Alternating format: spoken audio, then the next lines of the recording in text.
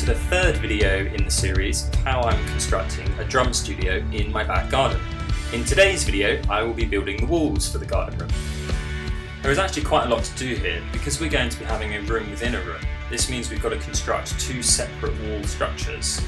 This is the first structure, the interior, and this will have 5 components. And this is the external structure, which will also have 5 components, so 10 to construct in total.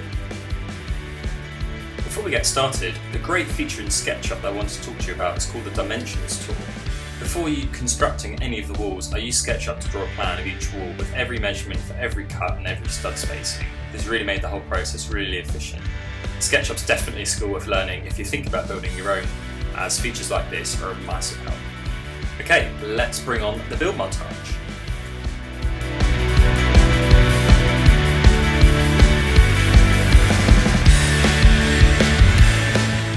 Starting off by cutting the base plates for each exterior wall, aligning each joint and drilling the holes for fixing the bolts through to fasten the wall to the base.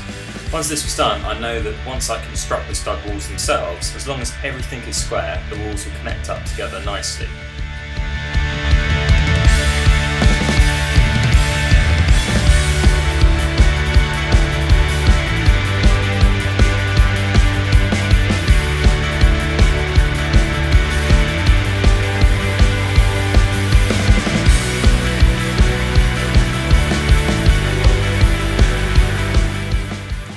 Once I was happy with all of the cuts for the base plates, I then made a copy of each of these timbers for the top plates of each stud wall.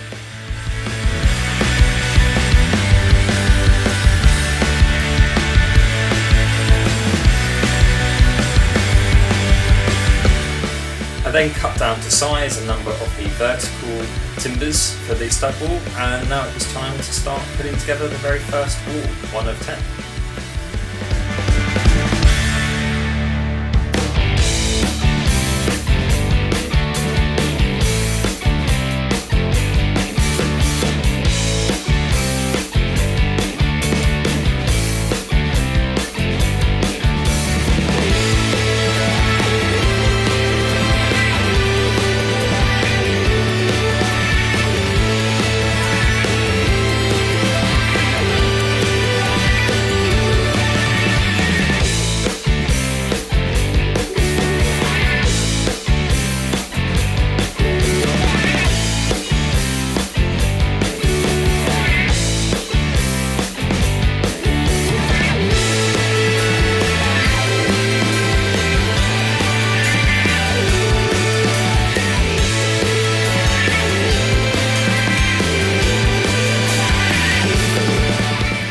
This frame is for the front of the structure, which houses the door and window. The other frames have room for tolerance, but it goes without saying that this one needs to be accurate to ensure the openings are the right size and square so that both the door and the window fit and can be installed without issue. I'm afraid it doesn't make for interesting viewing, but I took my time here to ensure I got it right.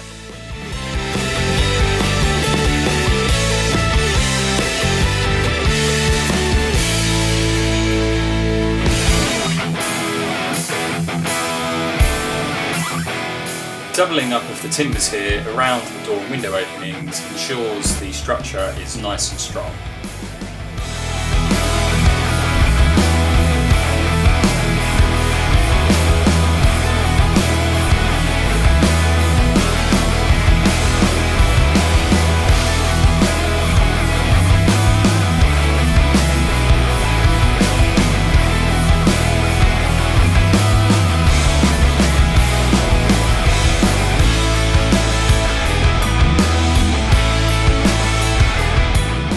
I'm using CLS timber for the internal walls, which comes in a length of 2.4 metres. So rather than make 2 sections for the longer wall, which is 3 metres in length, as I have a table saw, I decided to cut down the width of some of the C24 grade timbers so that I could make a base plate for the internal walls that was the same thickness as the CLS timber studs.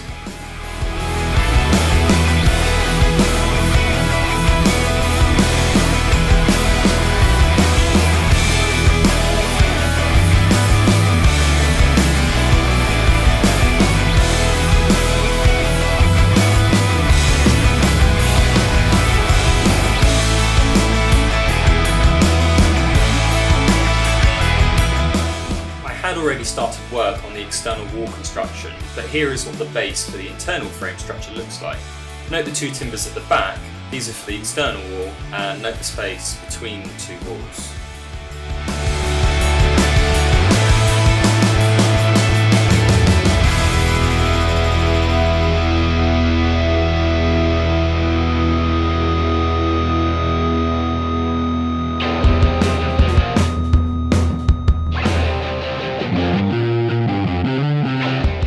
Here I'm constructing the back wall and the smaller angled wall.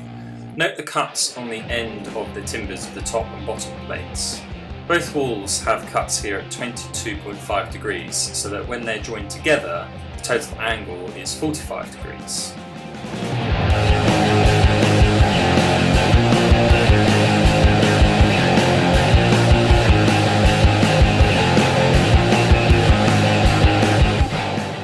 Now I'm starting work on the internal wall structure. You can see I have the plan printed off in front of me, which I'm referring to. Both the internal and external walls are using 600mm centres for the vertical timbers, which I mark out on the top and bottom plates. We could use 400mm spacing, but 600 provides more than enough strength and saves on additional materials. You'll use one of the two in the industry though, as most sheet materials are in units of 1200, so you ensure you get proper fixings on each stud vertical, and insulation comes in rolls of 400 or 600, so you'll get a nice snug fit. You'll notice the narrow gap at the end though. This is to give me a vertical stud to fix the plasterboard to, as the end vertical won't be exposed as it will be fixed to the adjoining wall.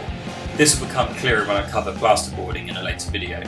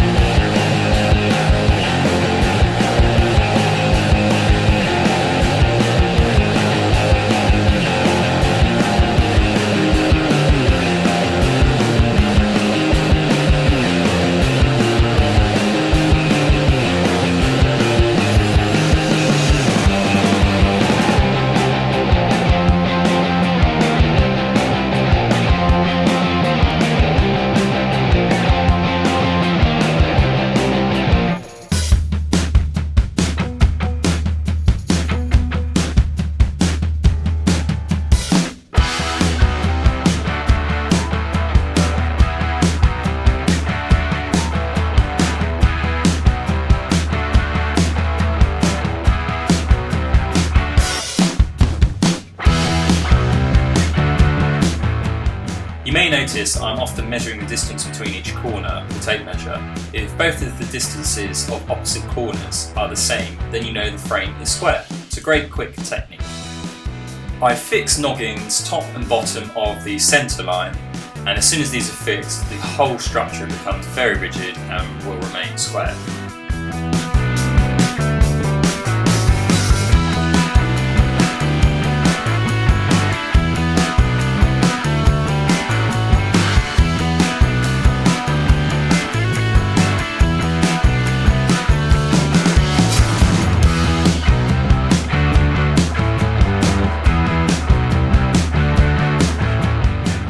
Finally, all of the walls are now finished and we're ready to start construction of the structure.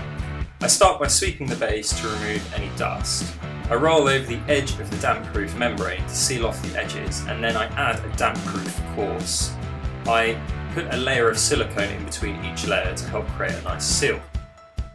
Now, you may have noticed I've already done the cladding on this wall. This is because it was very close to the fence, which is okay from a planning perspective, but it will make it near impossible to finish the walls afterwards. We cover the wall cladding in more detail in a later video. But the downside to this, take into account it's also the largest wall in the structure, it was extremely heavy and quite difficult to get in place.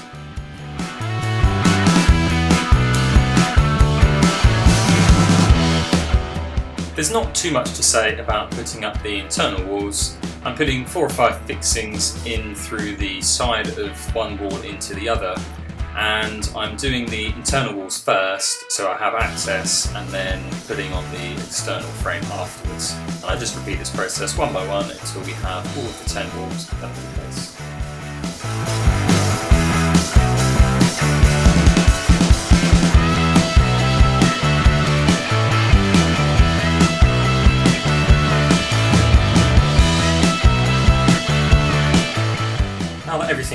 together, you'll notice here two top plates on the rear wall. This is to help spread the weight of the roof, which will be supported by the front and the rear walls. On the front, we're now adding an additional timber which will give me the two timbers to support the weight as well as the required fall for the roof. More on this in the next video. And there we have it, the finished timber frame for the wall structure. If you've enjoyed this video, please like and share and subscribe to follow updates on the build progress. In the next video, we will cover the whole process of the roof construction. Thanks for watching.